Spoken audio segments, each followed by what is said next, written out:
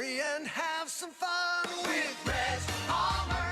And now, the most trusted name in radio, Rhett Palmer, the mayor of the airwaves.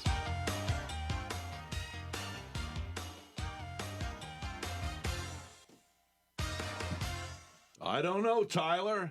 Did the president give his speech last night, or is it tonight? Do you know? I have no clue about the president. Never been more excited about a speech being given by... What's the state of our union? If only the American people actually cared. What union? Well, I think they care, but not. I don't think they care from this president. Not about Biden. I don't know. I mean, I saw a post this morning. Some lady, I blocked her. Because, oh, yeah? Yeah, she said, well, first of all, she said something nasty. When I said something about the Grammys being like, pornographic and demonic. And devil worshipping, yeah. Yeah, I mean, like, well, I disagree. I think that if you don't want to watch, you don't, but it's artistic and blah, blah, blah, blah, Oh, my God. Yeah, now, people will always say that about things that are demonic. They'll say, oh, it's just artistic expression. It's like, that's artistic expression that, shouldn't be allowed. Yeah. You shouldn't be able to dress up as the devil and then have all of these, girls in, degenerate lingerie, kids watch that, kids watch the Grammys. Before you were born, before you were a twinkle in your daddy's eye, I will tell you this, there was, I guess you could get a grant you get for art. Mm-hmm. And they took a cross of Jesus and stuck it in a glass of urine. Mm. And our government paid for that. Your taxes paid for that. Yeah, it's absolutely insane what people get away with. And then you'll have just other stupid artists. To let them. Yeah, true. Other artists what? Yeah, and then there's other artists out there, whether it's music or actual art, and they'll do something that's church-related or something that relates to Christianity. And then all these people freak out and they say, oh, it's like a cult. Christianity's just like a cult. It's like, look at what they're doing at the Grammys, for example.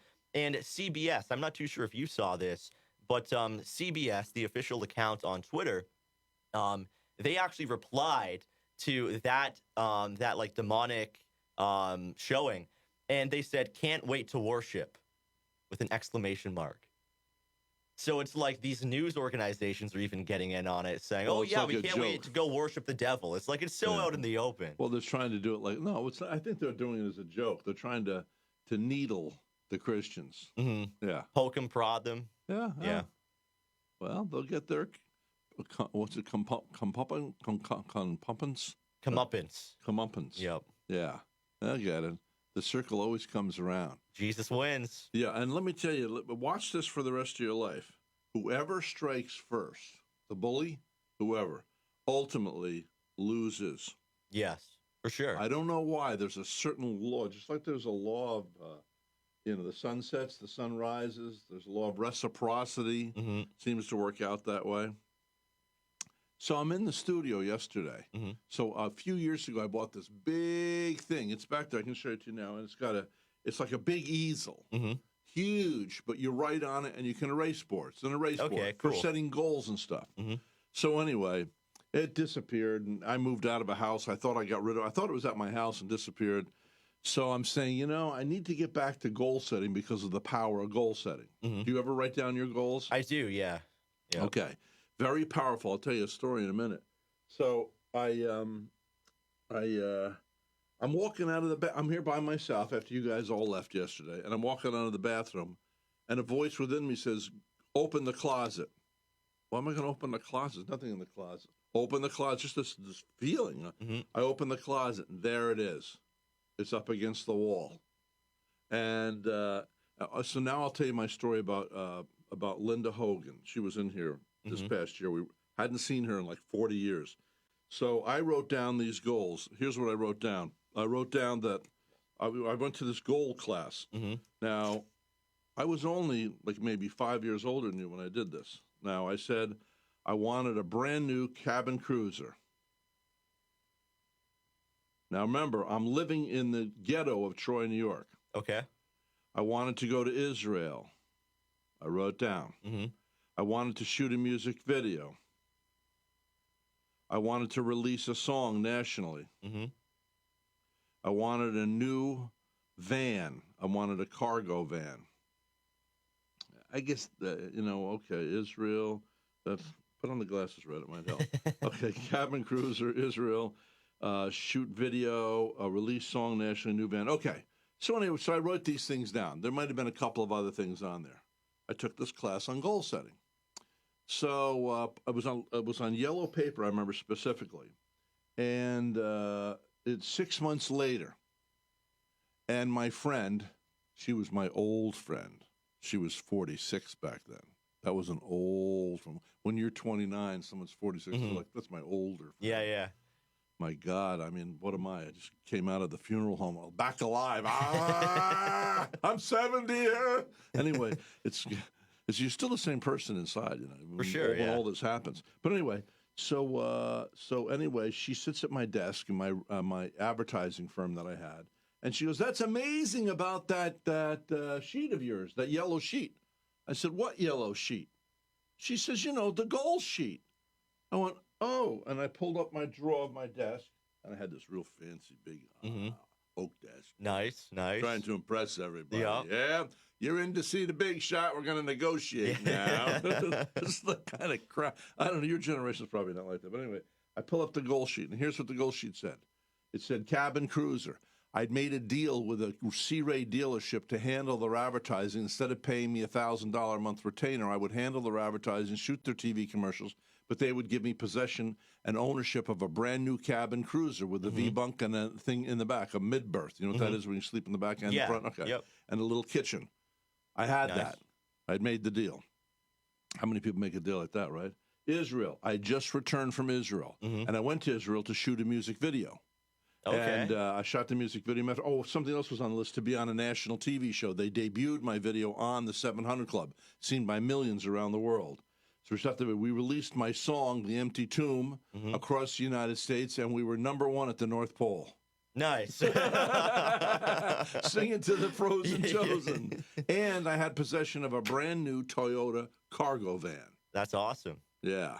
Completed all your goals. Now look at, so I wrote them down, and 6 months they came to pass. Yep. That's the power of goal setting. Now ask me, how many times have I done this since? Nada. How many? Nothing, no. Because I'm a lazy sloth. I heard somebody gave a speech the other night, and they said, procrastination is a 5-syllable word for sloth. Wow. I put that down on my phone. Yep. Kept it in the notes. Procrastination is a 5-syllable word for sloth. Do you find yourself? Like that. Are you lazy at all? Not really. Back in, high school and maybe a bit of university, I would say that I was definitely a procrastinator. Yeah. But ever since I got into politics and into doing something that I actually enjoy doing, it's I have 12 to 14-hour days usually. You know, like I've been coming in here around 10, quarter after 10, and I don't stop until 10 at night. Yeah. So I saw your show last night, by the way. Okay, cool. Yeah, when I turned in, you were playing some video games. What was that all about? Yeah. So on we had a game night. So on Cozy TV. Cozy TV, 8 p.m. every night. Yeah. So is that Saturday and Sundays too, or just weekdays? So it's usually weekdays. I might go live, just for fun, kind of thing. Yeah. But every single month, the whole site, we all get together, like all of the streamers, and we just play games together. And we stream it. So, is it basically young people? Yeah. Okay. So an old fart like me couldn't participate. I mean, hey, if you want to come play some Call of Duty. I want to get cozy on Cozy TV. I'm going what is this? It's there was a gap between us and our parents. We had the Beatles. I mean, we had, the long haircuts, and we were rebelling. But you guys, it seems to be a much wider gap between your generation and my generation. Yeah. Do you feel that too? There's kind of a weird reversal thing. Because your generation went to Woodstock, and you had the long hair. Yeah, exactly. And my generation, we're kind of rebelling in the opposite way, because the world has become kind of a bigger, more leftist version of hippie culture and stuff. Yeah. Now we're conservative and we go to church. Thank God. It's a complete reversal, right? So that's kind of how we rebel. It's all inverted and inside out, you know. But that's the way it goes. I was thinking of something intelligent to say, but then I forgot because I started to listen to you too intently. I shouldn't listen as well. Too. I shouldn't listen as well. So anyway, so what about Turkey, man? Yeah, I saw that there was an earthquake there. The death toll's in like the thousands, right? I think it's up to like 4,000 or something like that. Terrible. I saw a couple of videos on Twitter of buildings falling. Like it looks terrible. Now, hold on a second. Now, I look at Facebook, and I look at Instagram. And YouTube is my probably number one source. Okay. How do you watch a video on Twitter? Would you teach me how to do this Twitter thing? For sure, yeah. I mean some basics. Why can't I seem to break into Twitter? See, Twitter is probably the easiest once you learn it. There's kind of like a learning curve to like getting good at using Twitter kind of thing. But once you kind of like figure everything out, it's the best platform. Really? Because, I'm very good at Facebook. It's made me, tens of thousands of dollars, gotten me interviews around the world. Now, there's another professional service that you should belong to. I do, but I don't know how to use it. I don't really use it. It's what's the one that professionals get on? Doctors, lawyers, motivational speakers. Oh, you're talking about LinkedIn? Yes. LinkedIn, yeah. Are you on there? No. So I've never really had a LinkedIn. I was going to get one if I was going to, air quotes, get a real job, as people say. But then kind of like going into content creation and live streaming and stuff like that, I don't really see a point to getting one. Do you know how weird this is for me? Do you realize that for 28 years I did my own show? I was the only guy in this area that had a morning show for many years. So I got a couple of copycats, or attempting to copycat. But other than that, I was the only guy. And I owned the beach because I was here even before Vero Beach Magazine was here. So I owned the beach, and intelligent people listen to talk radio. And, I've had billboards up for years trying to convince people, and but mostly it stayed with an intelligent, either administrative or professional, like the doctors that sponsor the show. Most of them were listeners before they became sponsors, et cetera. Now, all of a sudden, everybody's doing what I did. But the only thing is it's so fragmented. As an advertising firm, if you own, what's the matter with my throat? If you own a hot dog place in town, and I'm handling your advertising, what was I talking about? I drifted off there for a second. Advertising, first person in Vero to do it, copycats. Intelligent people listen to talk radio. Yeah, but all of a sudden now, everybody's got a show. It's not. They don't call it talk radio. They call it podcast. Yeah. It's really talk radio, just with a different format. Yeah, for sure. But everybody's like doing it now. I mean, you do realize there's a lot of people out there attempting to do it who are utterly boring. Oh, for sure. They don't know what they're doing. There's so many people out there that, it's kind of like a bit harsh to say, I guess. But some people just aren't cut out for it, I don't think. And they'll try to, attempt to do it. And I think that's cool. I think that people should be attempting to do new things. And, like, if they want to try something out, they should totally go for it because you never know if you're going to be good at something until you try it. True, that's what happened with me, right? Yeah, exactly. But I saw this famous actor recently, and he was fawning all over this girl who has these #1 hit records. And she's fawning all over him. I think he was the actor in the movies that with they suck the blood. Are you talking a vampire movie? Yeah. Twilight? Are you talking about Twilight. Patterson? The guy that's in the handsome young guy, and she's a pretty girl. But anyway, they're like, they're fawning all over each other. And there was no content to the conversation. They had no idea except to fawn over each other. And it's kind of like one time when I was younger, I had a group of people in my studio, and we're all laughing, having a big time. And the manager of the station comes in. He slams open the door. He says, "Everybody out of here." He says, "You're all having a big party in here. It's not fun to listen to. It's for the people that are listening." He also said, "It's not information first. It's entertainment first." Yeah. I always thought it was information. Well, we're going to give the information here. And it's like, no. I said, "What about Rush Limbaugh? You're giving information." No. He said, Rush, first and foremost, was an entertainer. Later on in life, I realized what he was saying, Yeah. So anyway, what do you think about everything I've said so far?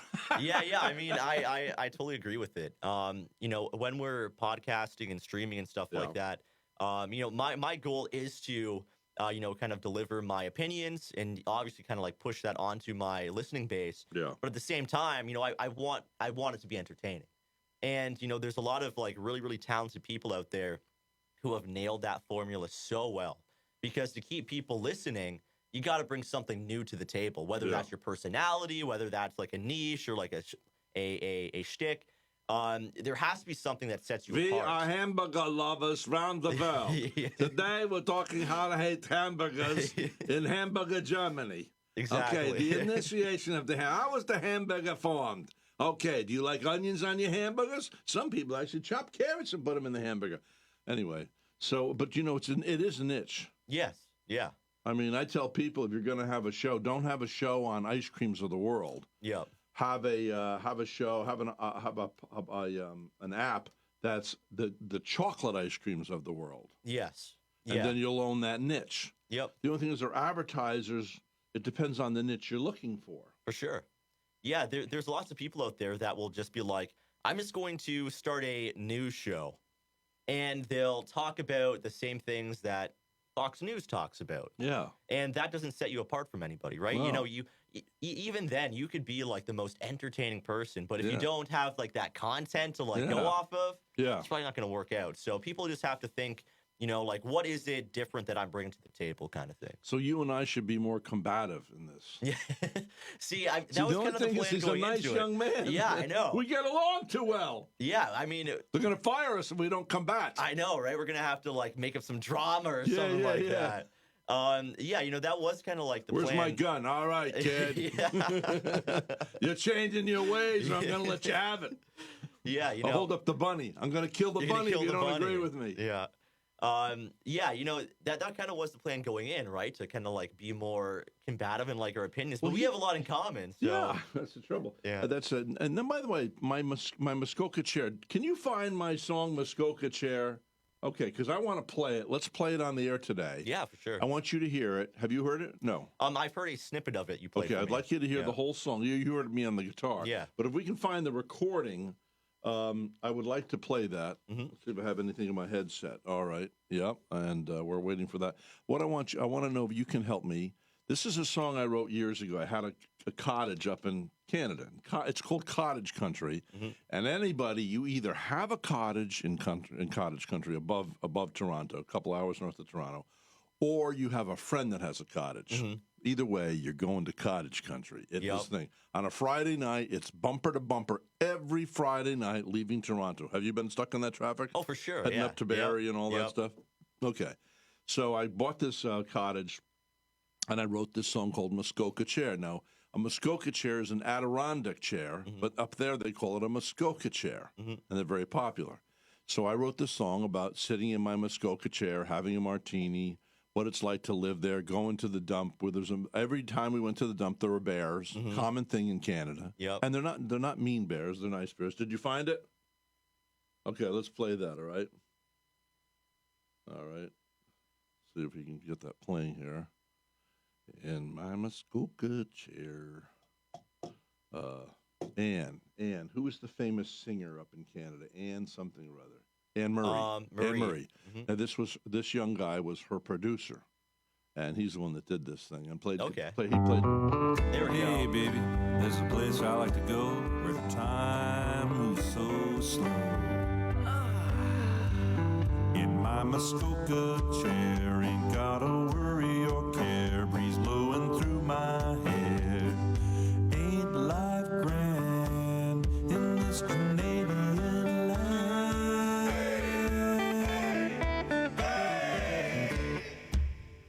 There's a martini waiting up in Cottage Country in the land of the maple leaf. Ain't life grand in this Canadian land?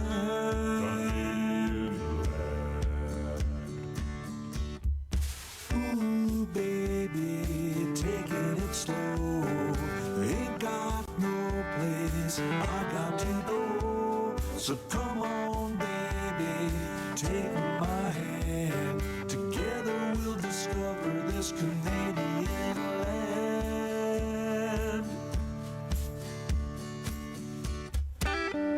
Down in Toronto, everybody's on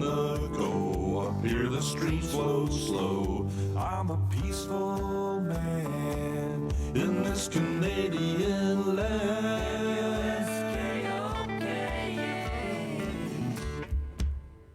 There's a bear at the dump, a moose at the gas pump. My canoes have sunk, but I just don't care. In my Muskoka chair.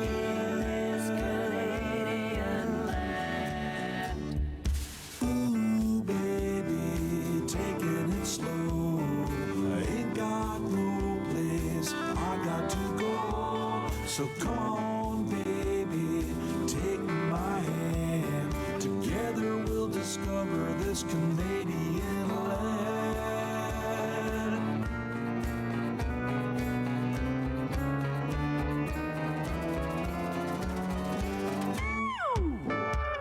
All the ducks on the dock, they ain't worried about no clock.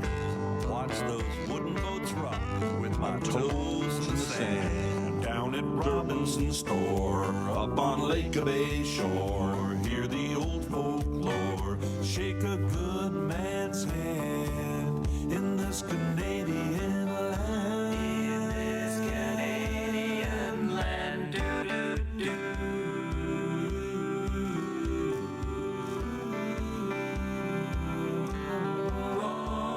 Thank you, good Lord, for this land of peace and tranquility. And if you want to, there's another Muskoka chair right there on the dock next to me. In my Muskoka chair, in my Muskoka chair, in my Muskoka chair, ain't gotta worry or care. In my Muskoka chair, shake a good man's hand, shake a good man's hand. In my Muskoka chair. So what do you think?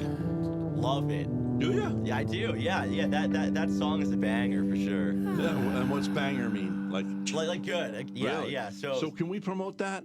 No, here's what happened. Before I knew you, what happened is I tried to buy advertising before these things were really popular. Okay, these things right here. Okay, and they wanted $800 for a 30-second ad on the radio station in Toronto.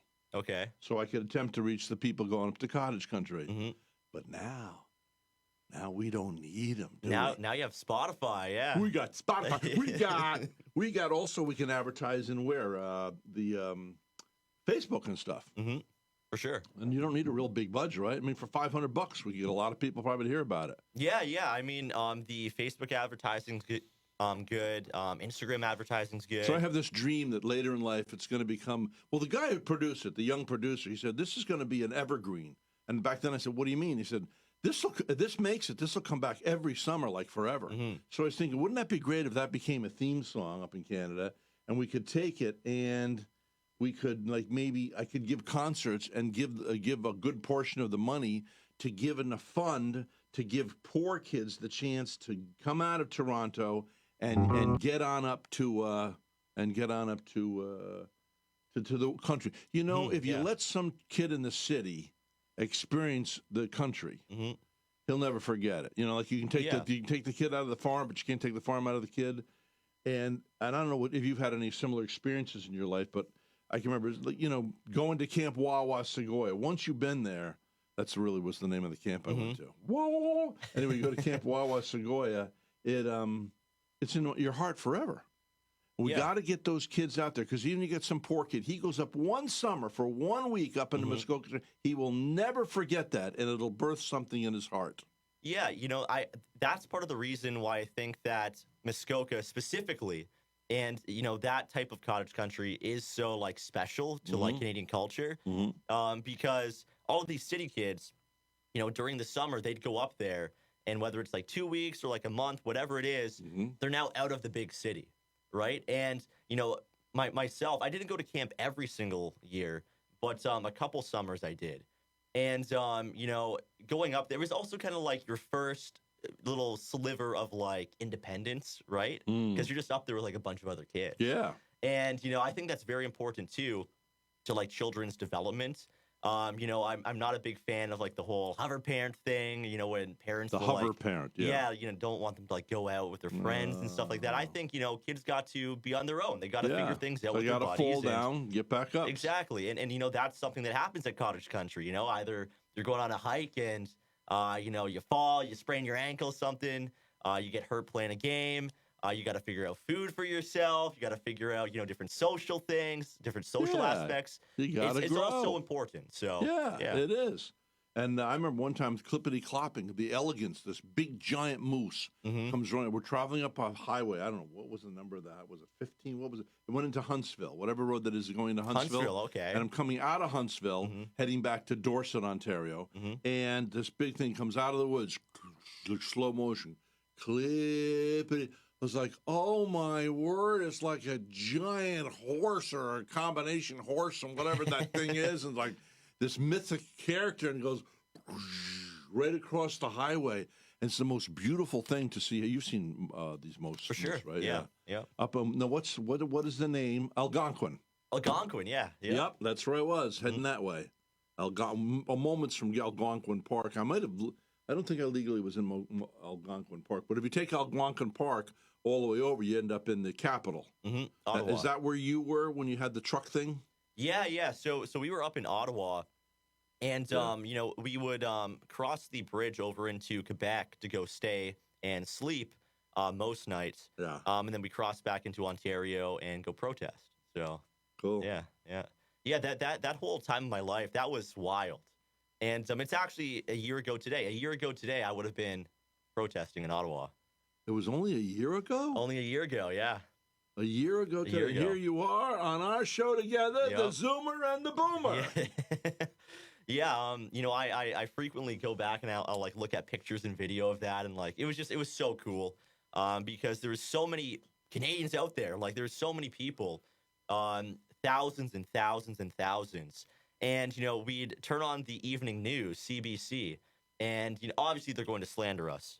And it was so weird seeing the contrast between what we saw on the ground with, like, all of the love and people just wanting to end the mask mandates, and they're peacefully protesting and they're dancing. Yeah. And then you turn on the news, and it's like Trudeau's up there saying, these are violent insurrectionists who want to kill people. It's like, what are you talking about? Yeah, I was just out there and I saw like a whole bunch of people dancing in a circle. Like, it was pretty wild. But yeah, it is reminiscent of Hitler. The left today. Yeah, it's very authoritarian, and it's definitely like a new type of authoritarianism. But then, historically, if somebody could do a study. Does it matter if we go over the half hour? I don't think it matters. I can definitely go a little bit over. I do have to go into the office. Yeah, what time do you have to be there? 11? 11, yeah. Okay. Yeah. All right, we may go over a little bit. Okay. So, what were we saying? We were saying about the. You know what I think? I think we need to create a logo. See, I'm a logo guy. I think we should have the front of a red truck. What do you call those big 18-wheelers? Semis? Yeah, semis, whatever. The big thing where they have they can sleep in the back and everything. We should have one of those on your hat, maybe with the Canadian flag on it. Yeah. And you should have one on your chest too. And this should be what you're, you should ride this crest. You should, you were involved in this and talk about people. The lie perpetrated upon the Canadian people by the press. Yeah. There's definitely a lot of really, really good creators in my friends who have, done like lots of good videos and stuff on that protest. Yeah. Maybe we could even bring one on the show. That might be some good content. What I could do is I could do an interview with you and interview you about the whole thing, interview them, and then maybe do another interview. Once I'm educated about this whole thing, interview again, then we can have it transcribed and put it into a book. Yeah, for sure. Sell it on Amazon and we'll all become millionaires. Yeah. Perfect plan. It's a perfect plan. No. That's what people think. You know that 98% of all books don't make a dime? True. Yeah. Yeah, now, there was actually one guy who was there, and he was like one of these like more shady characters, one of these like grifter type of characters. Oh, yeah. And he tried to kind of proclaim himself as one of the leaders of the protest. And he was actually a government operative. And he was? Yes, and he was working for the Conservative Party of Canada. Oh, the Conservative Party. Now in Canada, they're not good Oh, they're not? Why? They are further left-wing than Joe Biden is down here. No. Yes. Yeah. So not good. And he tried to write a book about it, and he was trying to, like, sell it to people and stuff like that. And the people rejected him, which is a good thing. But, yeah, people have tried to grift off that and, you know, make money on it. And like, it's not good because the whole point of that protest was to come together as a people for, like, the first time in Canadian history since who knows when, you know? Like, that very rarely ever happened. And we did it last year, and then, of course, these characters have to come in and try and ruin it, but that's just politics. So I guess I don't know. It sounded to me like this morning I saw Jim Kelly on Facebook and said something about Biden's speech, but I think Biden's speech is tonight. It wasn't last night, was it? Was it? By I the didn't way, see anything. This guy would know. Ryan, was Biden's speech last night or is it tonight?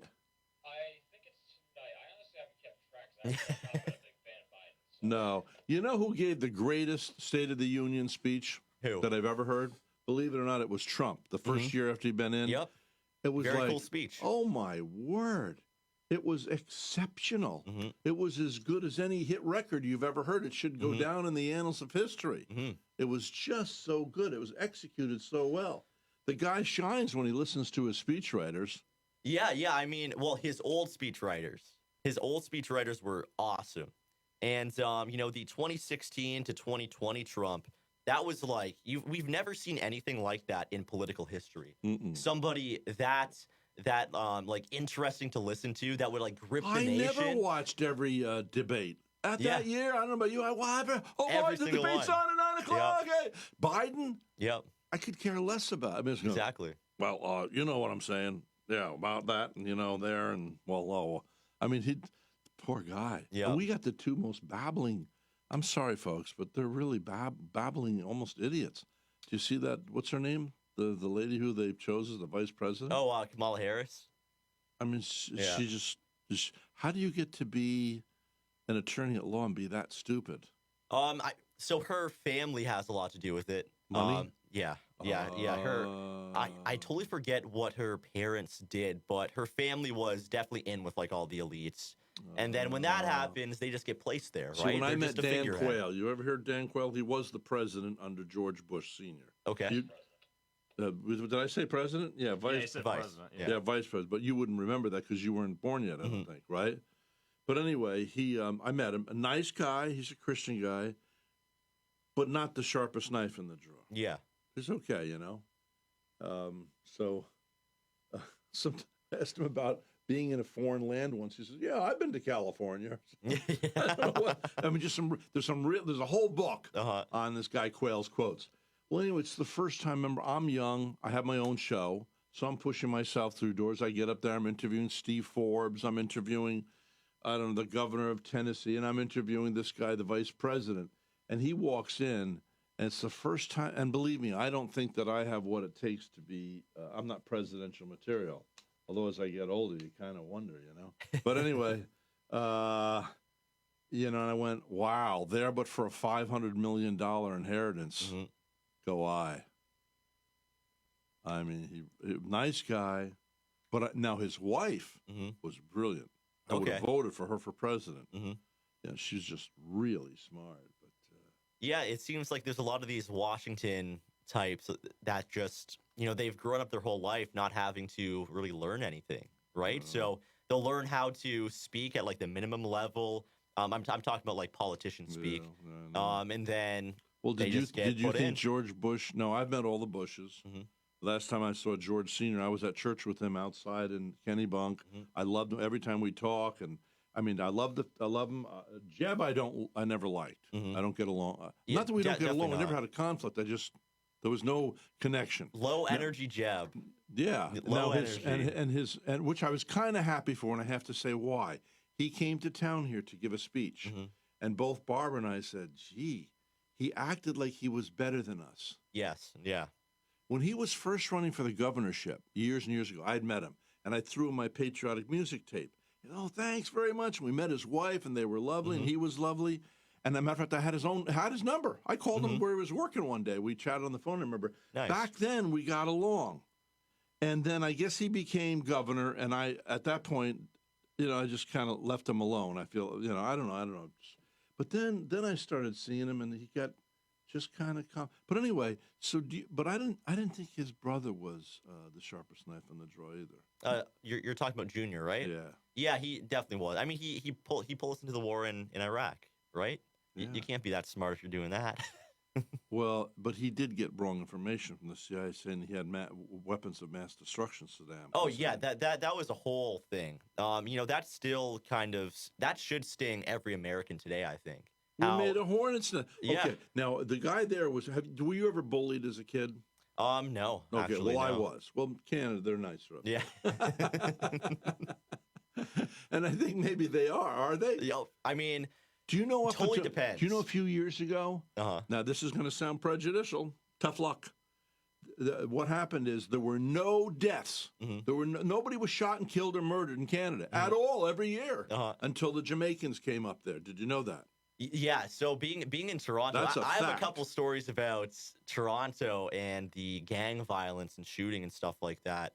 I could talk for like an hour about why did the Jamaicans cause such trouble?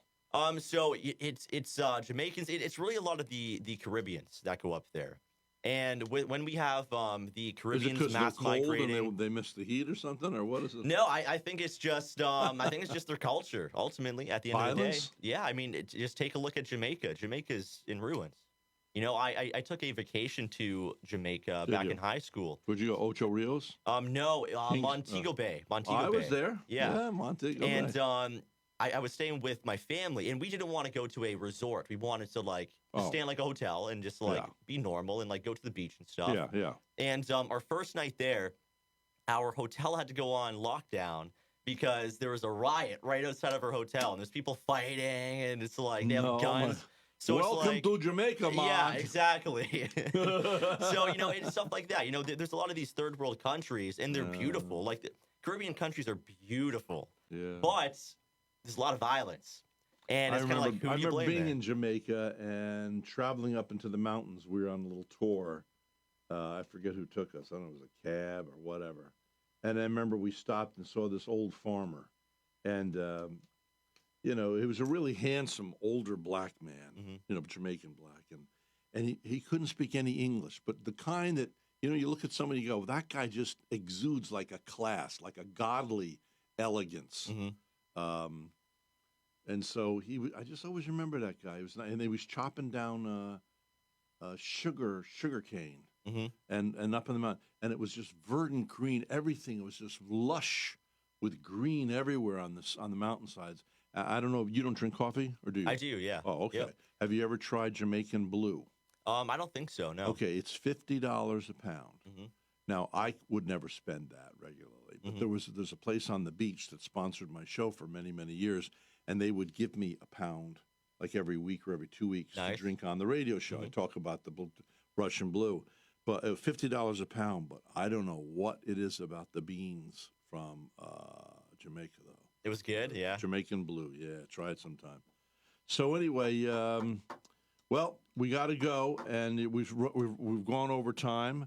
So Muskoka Chair, we're going to make that a hit song this summer. Absolutely. All right, we're going to go after it. Certified banger, yeah. Certified banger. And we got to have a goal sheet. Uh-huh. And we will do this thing. Yes. Yes. Okay. Nice seeing you. Great to be on. All right. It's the Zoomer. Him. There, that kid. That kid right there. He's the Zoomer. And I'm the Boomer, the old guy. Bye. Adios. Adios, amigos.